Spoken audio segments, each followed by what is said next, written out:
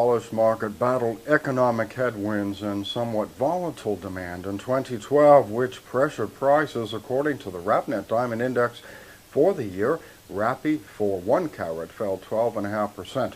3 carat dropped 11.6%, 0.5 carat was down 11.1%, and Rapi for 0.3 carat dropped 7.4%. The year came to a close with more stable polished prices, though, as Rapi was flat in December. Rough trading was quiet in December too, and manufacturers are growing more concerned of possible price increases from De Beers and Alrosa in the first quarter. Be sure to check for the Rapaport research report, Questionable Stability, at diamonds.net/report on January 3rd. Now, while polished prices softened last year, gold and platinum both had a volatile ride, and even though the metals missed very optimistic predictions early on for higher and even record prices due to safe haven buying, they still inched their way out of a mid-year slump. Gold ended the year up 7%, platinum gained 11%. One of the greatest challenges for the diamond trade this year was the dollar to rupee exchange rate. While the rupee gained some traction in the final quarter of 2012, it lost 1.8 against the dollar overall. The shekel, euro, and Canadian dollar all posted slight gains against the greenback last year. Two of the world stock exchanges had banner years, with the BSE up 26% and the Hang Seng rose 23%. By comparison, the Dow Jones average rose 7% and the S&P jumped 13%. The FTSE increased 6%.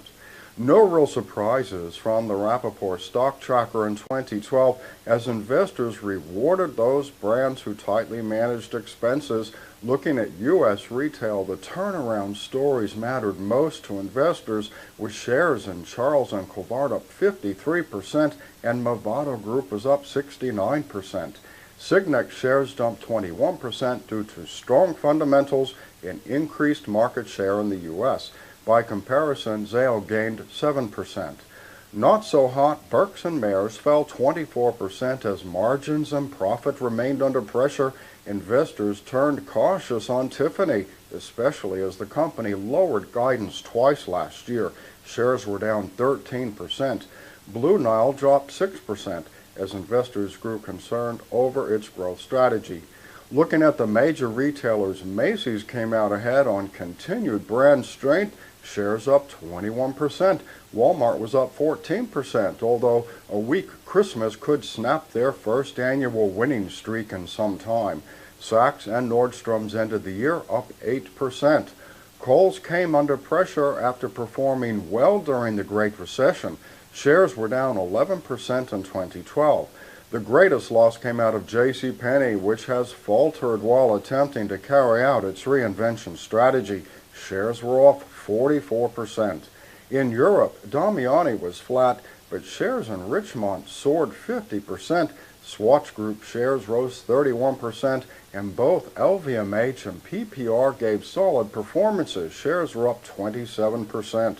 Many Indian firms performed well in 2012, with the strongest performers being Vaibhav Gems up 242%, Gitanjali Group up 76%, Titan up 66%, Swashish rose 47%, Suraj up 22%, and Rajesh Exports up 11%.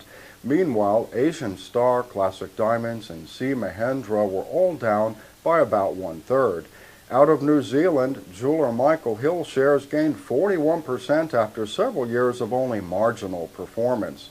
Lastly, looking at diamond miners, it's an either soared or sank example. Gemfields International pulled ahead of its peers last year, shares up 47%. Harry Winston was up 28% and Malat Africa up 20%. But Stornoway, Lucara, Peregrine, Anglo-American, and Gem Diamonds all lost about 1/4 of share value in 2012. Firestone down 62%, Rockwell was down 65%, Shore Gold down 1/2, and Namaqua Diamonds off by 47%. Time now to check on how those precious metals prices performed just this past week. For all the latest industry news, be sure to check diamonds.net and follow us on Facebook and Twitter.